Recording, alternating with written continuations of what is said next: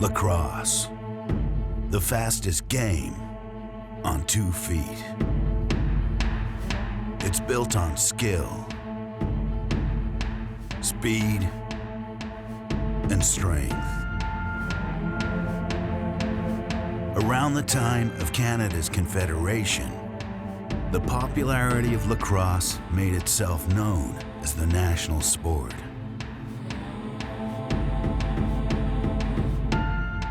But over time, it was hockey that embedded itself into the hearts and minds of most Canadians. In 1994, Parliament decreed that the national sport designation should be shared. Hockey was declared Canada's winter sport and lacrosse the summer sport. But in spite of hockey's popularity, lacrosse maintains a strong and passionate base, committed to a sport with roots far deeper than the nation itself.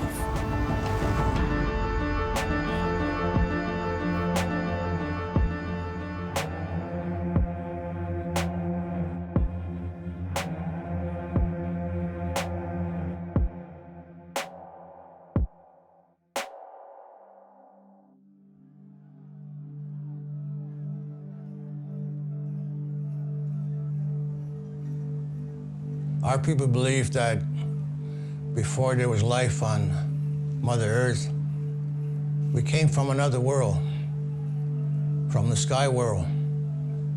And on that world, they played the game of Tichikwai, or lacrosse, or the Wa'aladu, the netted stick.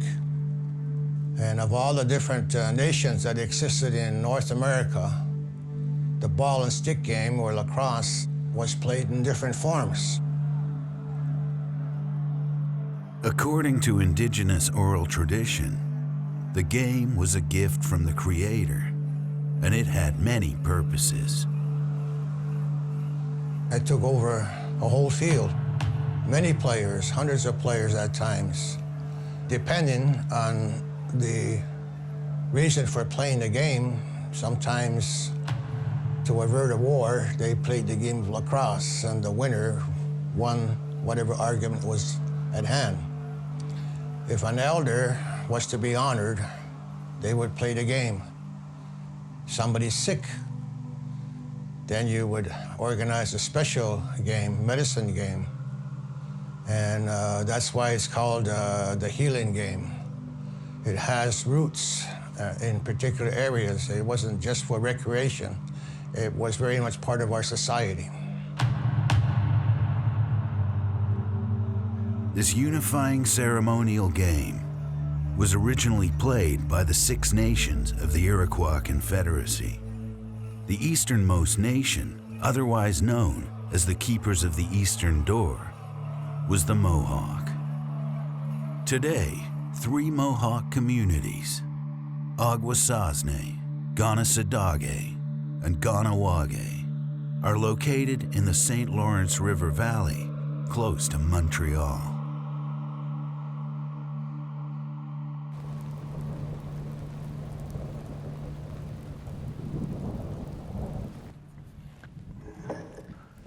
My name is Jim Calder.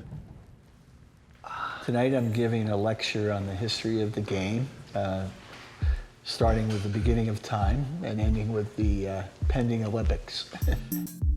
Former NCAA field lacrosse player Jim Calder is an author and lecturer on the history of the game. You start out as a player, you then become a coach, and then as you have children, you become a manager and a builder. And then at some point, as you leave being a player, you start getting interested in the history of the game. What I'm going to talk about tonight is the most unique game in the world, the most unique team game in the world. Lacrosse goes back to the beginning of time for the First Nations. The game has been played, 5,000, 10,000 years, however far the oral tradition goes back. I was very fortunate to meet Cayuga faith keeper Delmore Jacobs from the Six Nations. I learned a tremendous amount about the traditional or medicine game and the origins of that and how it's much larger than just a sport to the Iroquois. It has this history, especially around the St. Lawrence River. This is really where, as a pun, I call it the cradle of lacrosse, because when you're carrying a lacrosse stick, you cradle the ball. So we call that area around Lake Ontario and St. Lawrence River the cradle of the game, because it's where everything happened that shaped the game to the way it is now, all happened around that area. One of the first written references to the game dates back to 1637, when a group of European settlers witnessed an early version of the game. When Europeans first came upon the game, it was French missionaries. And they were playing this game, and from the appearance of it, they thought that they were waging a war of some kind. The missionaries looked at the stick and they said, it looks like a bishop's cross. And being French, the name lacrosse became the name of the ball and stick game that they used to play. For hundreds of years, the game was played in open fields and through woods and valleys, until 1834, when one of the first exhibition matches was organized near Montreal. Some Montreal businessmen decided to hold a game using Akwesasne and Ganawagi players. And that really is the beginning of a sport being formed, because it was brought in out of its natural habitat and brought into an urban setting at the time. And that was really the beginning of a rapid change that happened after that. The game was quick to catch on, especially with a young man from Montreal. The key character in this is Dr. George Beers. As a young man, he would travel across the St. Lawrence over to Ganawagi, and he became fascinated with the game of lacrosse and wanted to learn and play the game, and was taught by the Ganawagi. I guess they saw in him somebody who was passionate about the game. Really, that was an important partnership that was developing between the Ganawagi and Dr. George Beers. When Beers talks about observing the game originally, he's amazed at the pace and the running and the distances that they could play, and nearly play all day and just continue to run the field and enjoy the game. George Beers was a person that really admired the game of lacrosse. But along the way, he saw something in the game itself that needed to be modified, and certain rules, certain understanding, because up till then, it was between two communities among the Indigenous nations. They would create an understanding of how, for what purpose are we playing this game for? So there was no one rule, no one code. And that's what he had in mind, is that this game needs to be played under certain understandings, certain rules. The rules Beers introduced included placing boundaries to the field, altering the style of playing stick, as well as restrictions on who could play on the team. One of Dr. Beers' first rules, rule number 9, no Indian shall play a game of lacrosse without consent of the other team. Dr. Beers put the rule number 9 in place because they could not defeat the First Nation players at that time. There was no way. They were stronger, faster, had grown up with the game. You had basically young men, middle-aged men trying to come in and participate in this game, and they did not have the skills to compete. So his rules were meant to take away their advantages. He wanted to create a game that came from our very soil. The sticks were grown here, the pockets were from the animals that were here. And he wanted to formalize the game, but he saw that the game could make young Canadians, as the nation was starting to come together in 1867, it would create strong Canadian men that if they played this game, because they would get the attributes that the First Nations had from playing this game. 2017 is a significant year for Canada. Both the nation and the modern game of lacrosse will share in celebrating their 150th anniversary. It's a fascinating story because it involves so many different types of people. And I think that's what makes it really unique in the world of sport, this story, because no one has a history like this, where it came from. This summer in Montreal, Jim is organizing an event to honor the sport's rich history.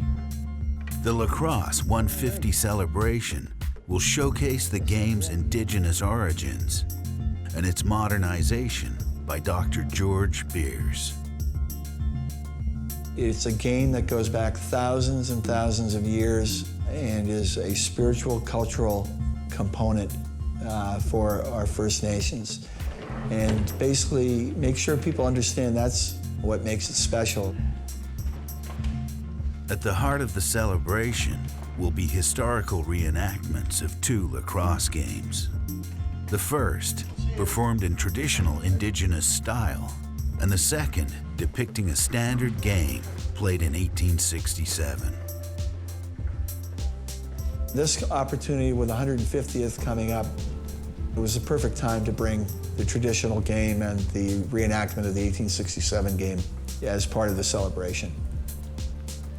Over the next 2 months, Jim will invest countless hours preparing for this monumental event. But first, he needs to find enough skilled players willing to take part.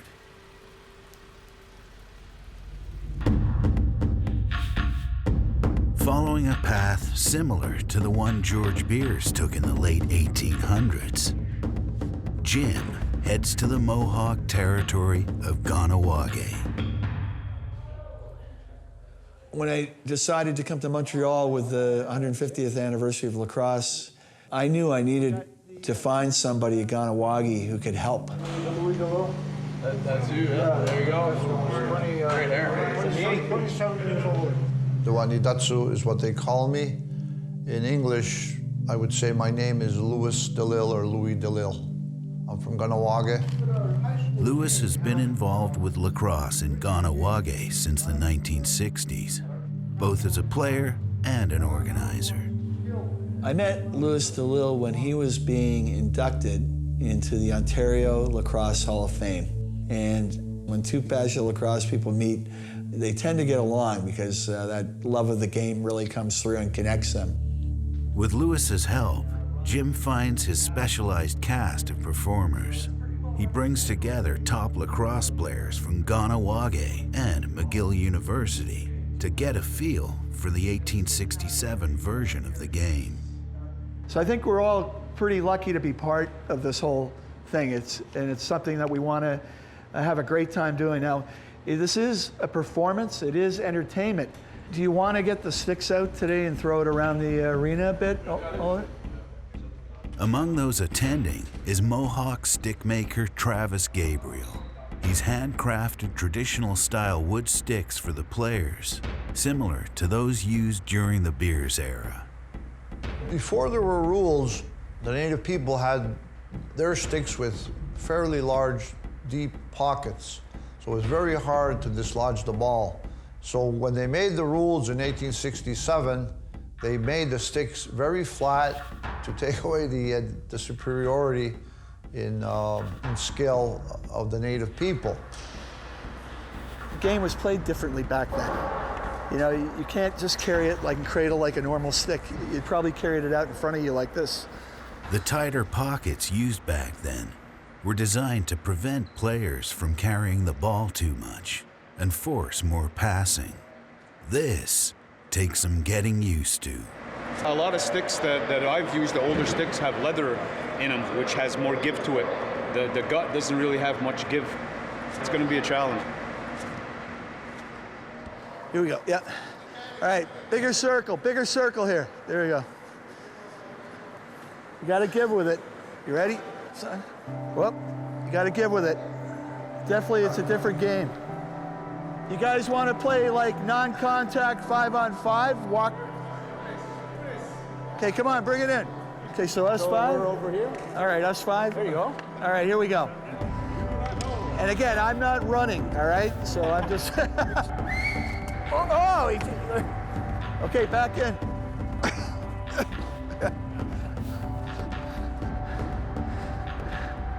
Oh, nice cut. Put it in. Yes!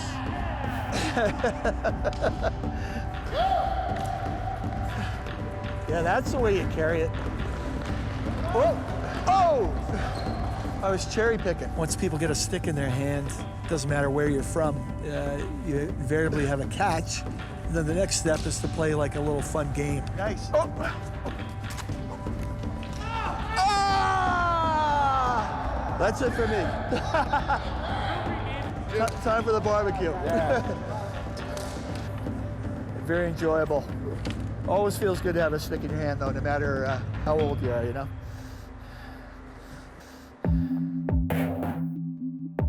West of Montreal, near Oka, Quebec, is the Mohawk settlement of Ganazadage. The woods here are full of hickory and ash trees, perfect for making lacrosse sticks. It started around late 2008. We had a tree that needed to come down, and I thought it would be a shame if we just cut it and they didn't do anything with it. So I kind of put the two together, you know, the need for the tree to come down and this feeling or idea for these old sticks, and I thought I'd try it. Today, under a steady rain, Travis Gabriel will craft a lacrosse stick from a tree he harvested in the woods around his home. It's never stopped me from working in the rain before. I work in the rain, I work in the snow. All year round, I'll work on a stick or on a batch of sticks. This is my shop. And the beautiful thing about it is whoever wants to come and visit the shop, they're going to see the trees that I work with. So right over here is an ash. This is one tree that you would use to make a lacrosse stick. Proper stick making is an art form. It can take months to complete just one stick. So, to ensure he's got enough for the 150 celebration, Jim's enlisted Travis and several other skilled Six Nations stick makers to help. Because of the connection with the past, it's very important that every reserve have at least one, if not more, stick makers. It's really those people who carry the tradition like the faith keepers do about the game. I think it's really interesting to kind of inform everybody about what the game is and how the game came to be as we know it now. What I really like about what's happening is not only are they going to see how the game developed modern, but where it actually started. It's not something that started 150 years ago. It's something that already existed. There's beautiful wood right there. Absolutely beautiful.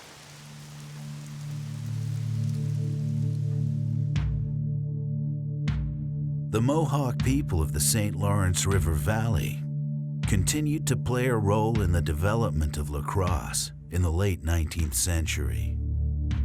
In 1876, George Beers took a group of players from Ganawage, Aguasasne, and the Montreal Lacrosse Club over to Britain.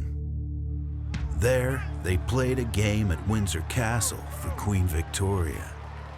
It was well received, and the game quickly spread throughout the Commonwealth.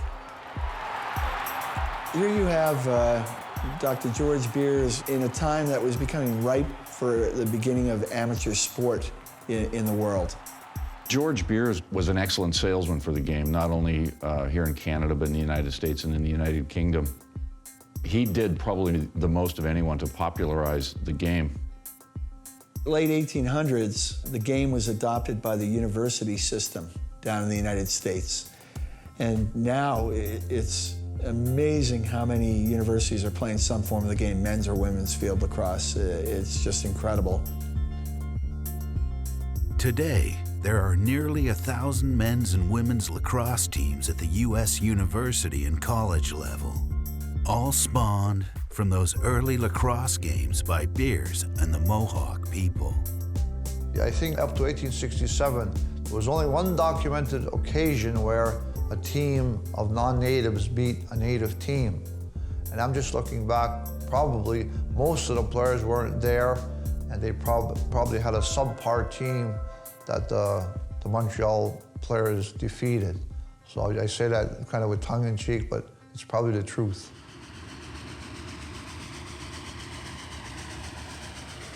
In the late 19th century, a new rail line stretched coast to coast, connecting the nation.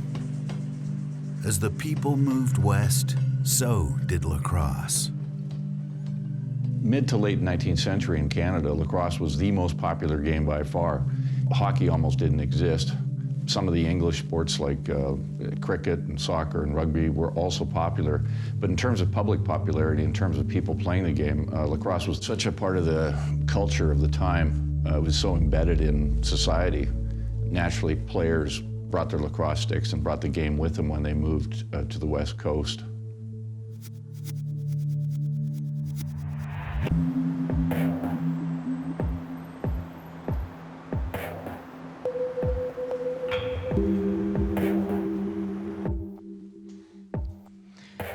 We're in the storage room and archives room for the Canadian Lacrosse Hall of Fame. And here we have essentially the Bible of Lacrosse. It's a first edition copy of George Beers' Lacrosse, the National Game of Canada. And this is the book that started it all. David Stewart Candy is the Director of Acquisitions and Archives at the Canadian Lacrosse Hall of Fame. The hall is home to many pieces of the sport's historic past, including one of the most prestigious championship trophies. So this is the original 1901 Minto Cup. Currently, it is the National Junior A Championship Trophy. So it's equivalent to hockey's Memorial Cup. But when it was instituted, it was the National Men's Championship Trophy for Canada, so equivalent to the Stanley Cup. Also making its home in New Westminster is the oldest lacrosse franchise in Canada, the Salmon Bellies.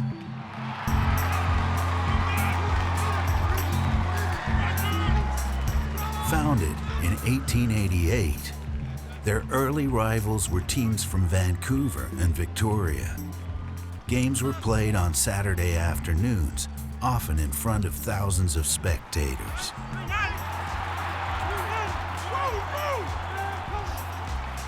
The sport was so popular, local businesses even closed at noon to allow people to attend games.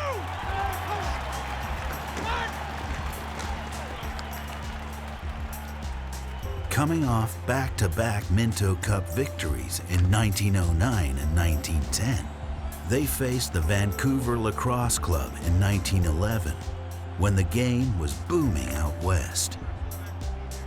The game reached its absolute peak in 1911. 15,000 people per game would watch these games as they alternated between New Westminster and Vancouver.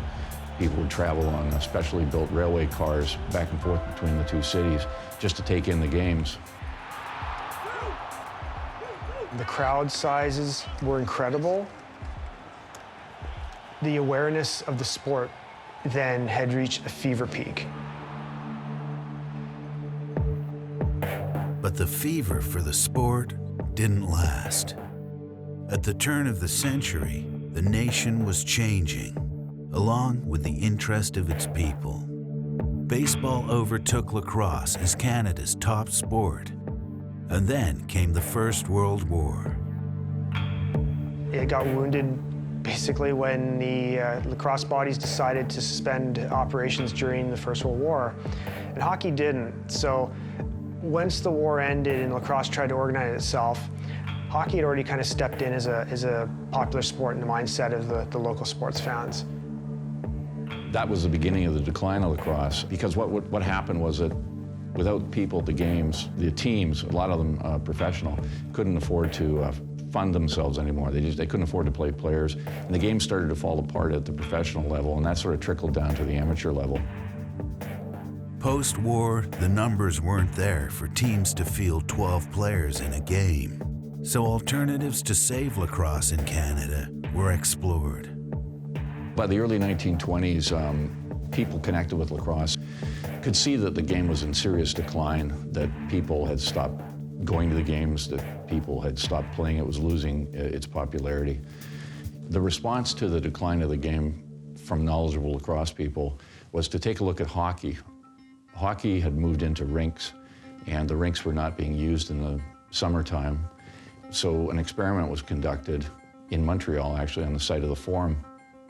They took field lacrosse and moved it indoors. They had no idea how many players you would need to have on the floor at any one time. They had no idea what size the goals should be. So they basically experimented to see what would work. Here we see the differences between the box and the field game. The box game confined into a small arena, field lacrosse on a larger field, but if you put your hand over there, you can actually see how, with a half-court, field lacrosse gravitated inside.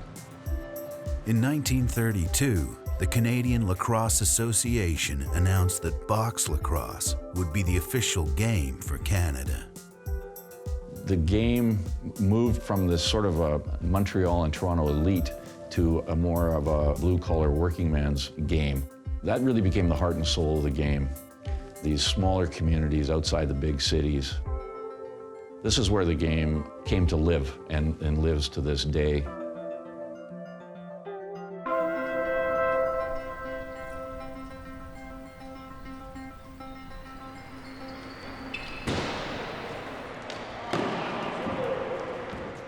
This is Kahnawake Junior B Hunters. They're in a series with Aguasasne. I believe they're down to 8 teams, so trying to get into the semifinals. So right now, Kahnawake is behind 2-0, so best of 5 series. Their backs are against the wall, so they certainly need to win the next game to stay alive.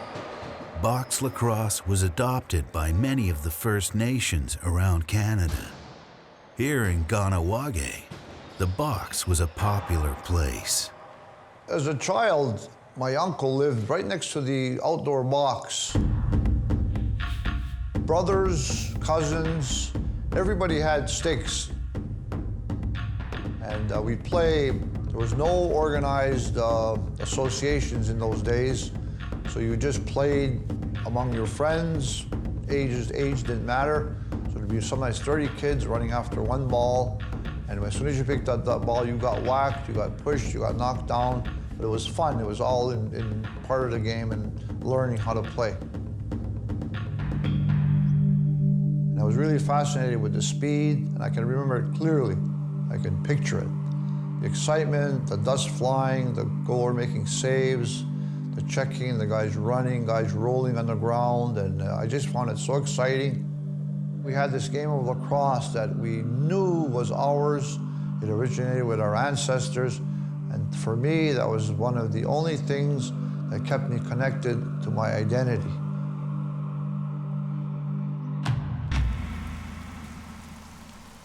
The Mohawk community of Kahnawake also adopted box lacrosse.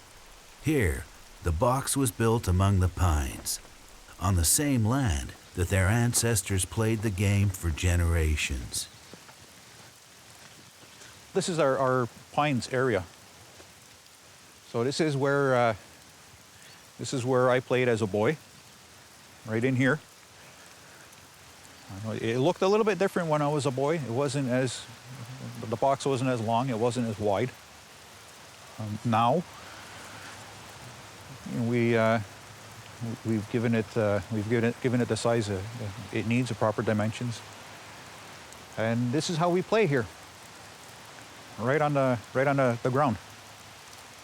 It gives us an advantage in a way because we learn how to play on soil. The ball bounces a lot different.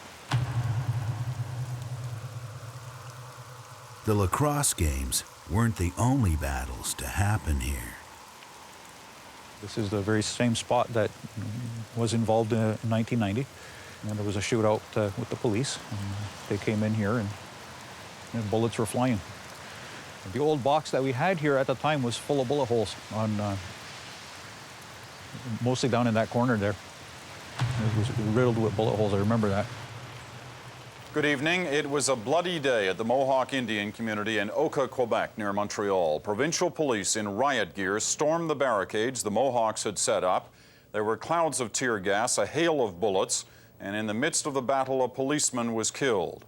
All this because of a dispute over a piece of forest the Indians claim is theirs, a forest town council wants to bulldoze to expand the local golf course.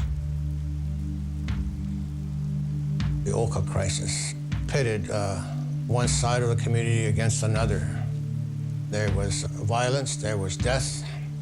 Those bitter memories people have so many years later had to be dealt with in different ways. You know, for us in ceremony, lacrosse again being a healing game, we had to invoke that and play it again as a significant aspect of the healing that has to take place.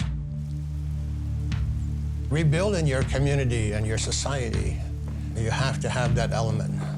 That medicine game has to take place as part of the healing that has to be done. Every July 11th, the people of Ganazadage gather to play lacrosse at the box in the Pines to help heal the community. We've got our nets, we've got our box, we've got our pine area.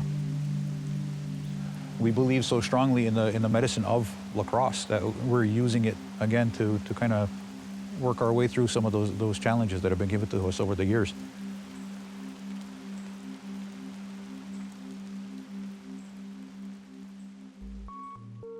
Up until the 1970s, box lacrosse continued to be the most popular form of the game in Canada.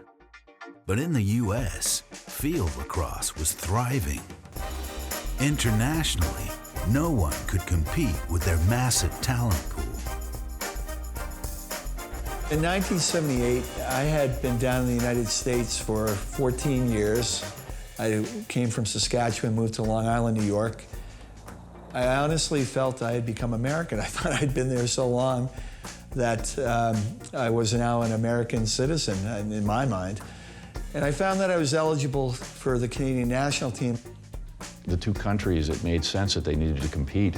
And so rather than compete in a box lacrosse arena, Canada decided that it would reinvent itself as a field lacrosse playing country as well as box. The United States at that time, because they had hundreds and hundreds of universities supplying lacrosse players, they could run away with a world championship without any problem because of the depth that they had in the field game. Sure enough, we played the first game against them. We got down about 10-1 pretty quick. Wearing number 2 for Team Canada, Jim was one of the team's only players with field lacrosse experience. The first time we played the U.S. in the preliminary round, they beat us 28-4. Canada defeated Australia and Britain, setting up a rematch with the dominant U.S. team in the finals. This time, it was a different story. There was an upset, 17-16 in double overtime after losing 28-4. And that was what was needed for the game, because it was like the opening of the door to the modern game. This international victory was huge for Canada. It reinvigorated the field game at home and helped shape the future of lacrosse. Today, this championship team is honored at the Hall of Fame.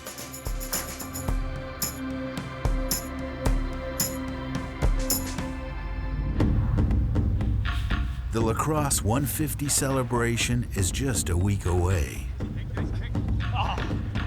You know what, it seems to be coming together. You know, when you see this, it's kind of like just relaxing to just see the guys that are going to be playing in the games, and they're starting to get the feel of the sticks. You know, I think it's going to be a pretty neat weekend. I really do. The players from Ganawage and McGill are still trying to get comfortable with the old-style sticks in advance of their performance. I wanted to talk to you about the performance, and I keep using that term because you're all part of the performance, right? You're all working together to entertain, hopefully, thousands of people at the field, and I'm amazed at how well you're handling those sticks now.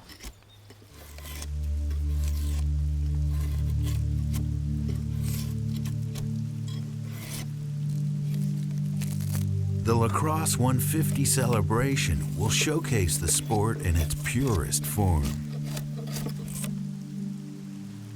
But it will also educate.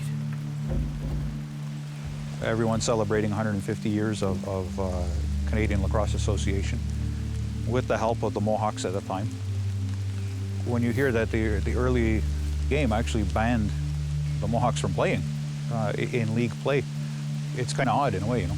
We help develop the game, but then you get banned from playing it. So I mean, I think in the telling of the story now, maybe can kind of put that to rest now.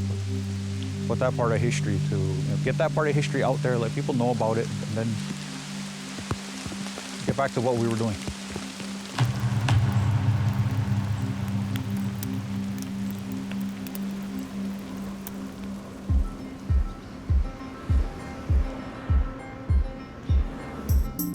McGill University boasts one of the best field lacrosse programs in Canada.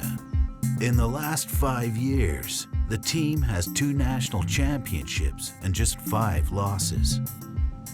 Welcome to Forbes Field. We're on the upper campus of McGill University. This field is a multi-purpose field, predominantly a practice field for lacrosse, soccer, rugby. A former NCAA Division I field lacrosse player at Princeton University, Tim Murdoch has been coaching at McGill since 2003. It's one of the world's best universities. We've been lucky in that we've been able to recruit some of the best student athletes from across North America. We have people coming here to study at McGill. Lacrosse is just one of their experiences. So during their time with the team, we try to make sure they understand that the history of the game runs right through Montreal. With just days left before the celebration, the McGill team is getting in one last practice. All right, let's go, guys. You guys want to go a little, like 4-on-4 or 5-on-5? How many do you have? One of the benefits of playing for McGill is getting to learn and experience the game's history close to where it all began.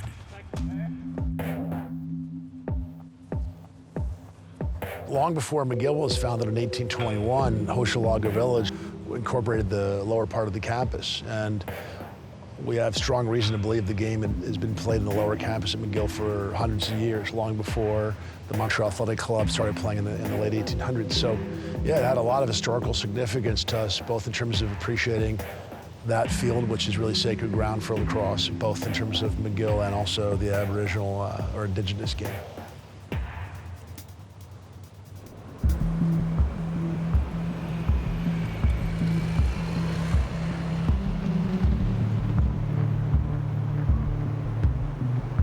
The Lacrosse 150 celebration is here.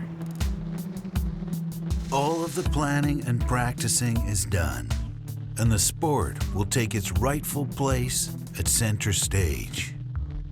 Hello, everybody, and welcome to the 150th anniversary of Lacrosse celebration here in Montreal.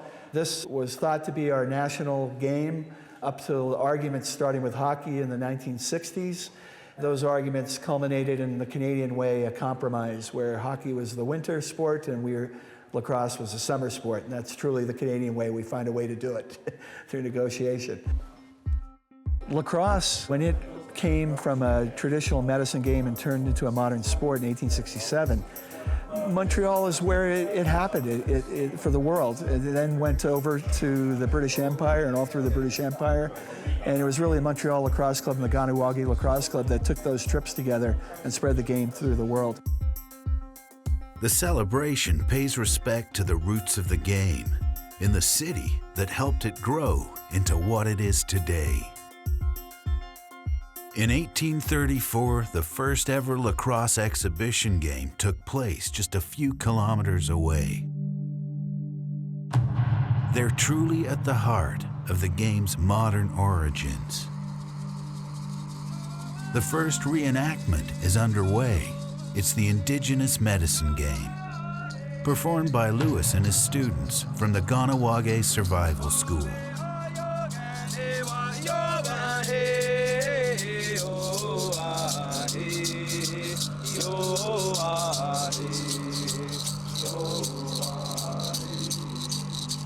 As part of the preparations, Lewis taught these young men the game's sacred traditions and importance to the Mohawk people. The key thing here is to get the young people back to knowing that it's the Creator's game and it's something that is more important than, say, the other sports, because it originated with us. We treat it as a medicine game. We treat it as something we offer to the Creator to entertain Him. So it has more meaning than the other sports. So that's one thing we need to educate our young people into knowing. We still need to keep that spiritual connection between the sport, ourselves, and the Creator.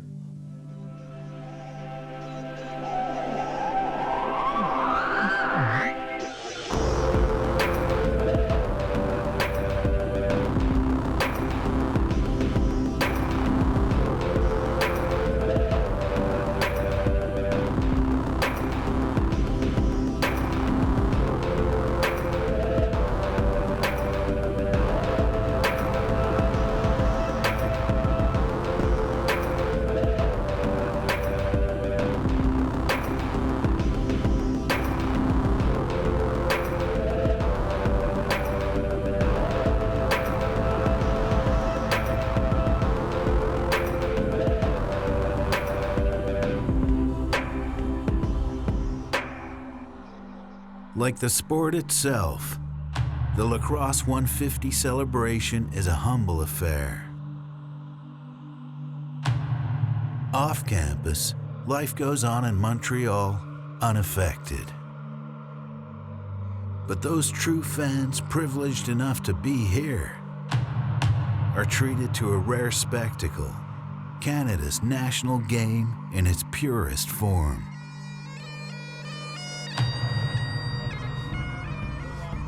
As it always has, today's game symbolizes two great nations coming together over the sport they love.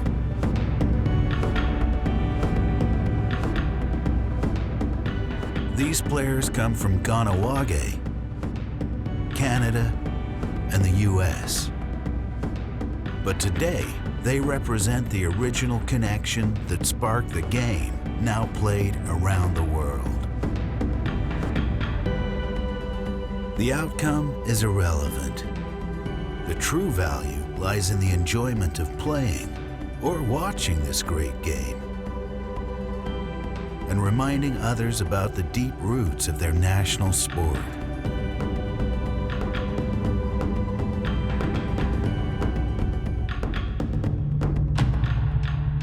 The Lacrosse 150 celebration may not be front-page news, but those involved will remember it as an important step in honoring a game deeply woven into the nation's fabric. Less than a month later, there's another significant event. It's July 11th, and the community of Ganawage is gathered at the box for their day of lacrosse. 27 years ago today, Quebec police charged the Pines to dismantle a blockade set up to protect Mohawk land. The standoff escalated rapidly, and the Canadian military intervened. In the summer of 1990, 4,500 armed troops with tanks advanced into the Pines. On the same land where their ancestors used to play the game. On July 11th, 1990, right up there behind my shoulder, the entrance from the highway was where they came in, and they were shooting. A lot of our women and children were up there at the front at the time, and as they came in, there was an exchange of gunfire, and of course those events are etched in a lot of memories. These are some of the very trees here that you could see the sap running from the bullet holes because they were hit.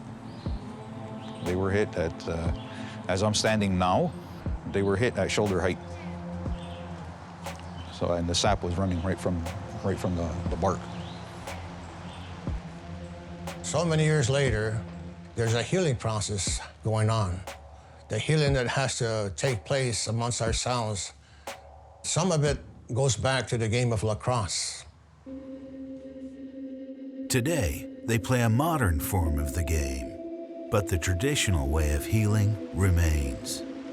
The reason being is that we want to make it right, spiritually, emotionally. Historically, this is where our people played. You know, so we want to get back to what that was, being thankful again that we're able to pull ourselves together here in our special place, you know, what we call Onotogo, or under the pines. For the first time in a while, we're going to be hosting our sister community of Akwesasne here for a game, and that's kind of how we want to spend July 11th.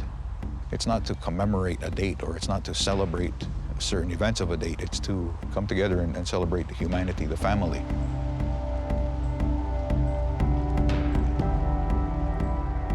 Akwesasne Mohawk Nation is further west down the St. Lawrence River, near Cornwall, Ontario.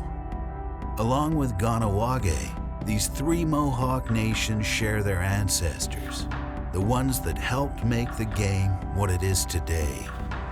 If you're a lacrosse player and you're native, you will have to know something about the culture of the game, the spirituality of the game, because it has deep roots. And that's when they say you represent your nation well. That's what you're talking about. So we have not a burden, but we have the responsibility of taking that knowledge with us.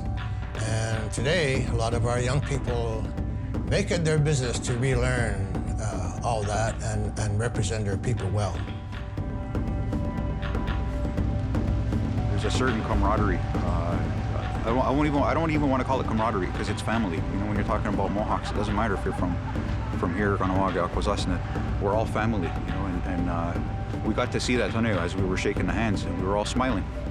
And that, I think, towards the end of the game, as we gathered for the picture, we were wanting to continue this for a couple of games, at least this season, and pick it up again next season. So I believe that this is exactly how you rekindle that fire. And that's exactly what I'm feeling right now anyway. It feels good.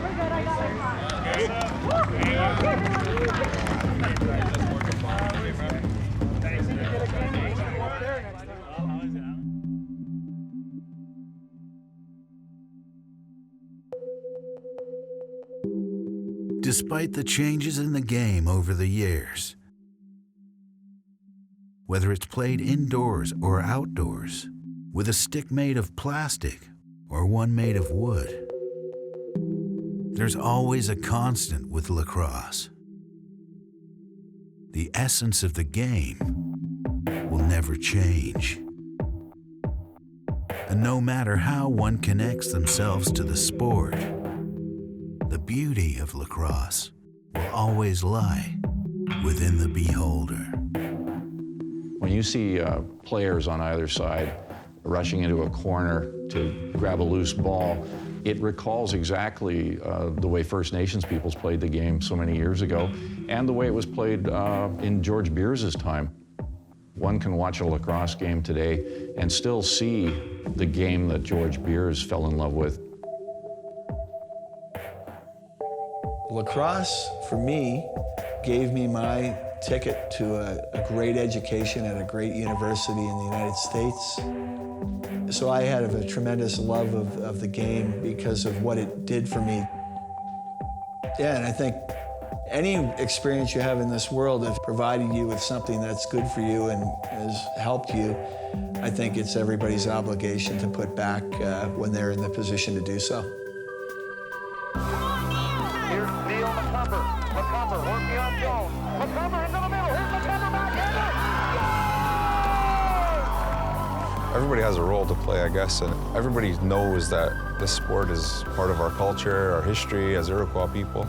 I mean, if you're not a coach, you're a parent. If you're not parenting, you're playing. If you're not playing, you're doing something in the sport somehow.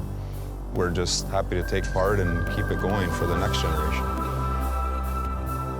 It's something that's part of you, that connection that your ancestors played it, you know, for many centuries before even Canada existed and the other sports existed. So it's always there. You feel it in your inner body, in your spirit. It's my people, it's my ancestors, and the main thing is that lacrosse is thriving, it has roots, and it'll continue to grow forever. Now what I want to try to do here is show you this part here, okay? Give a little bit of a rubbery sound to it, and we're going to try this.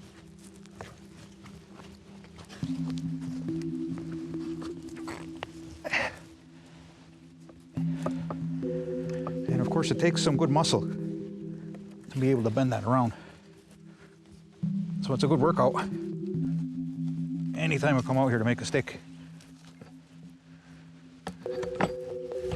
So I do that, and then every now and then I'll come in here and just tweak that shape a little bit. If it looks like I like that, there it is.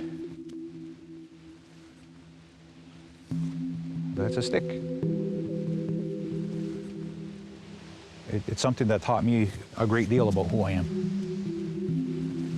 You know, over the years, it's not a sport, you know, for us.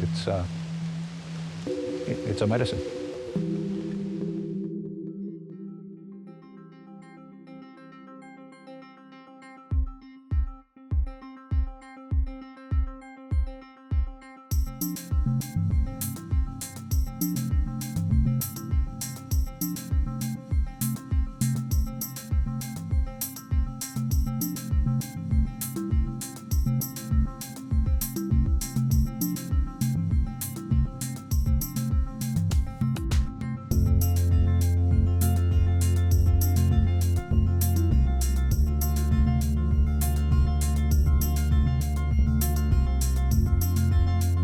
you.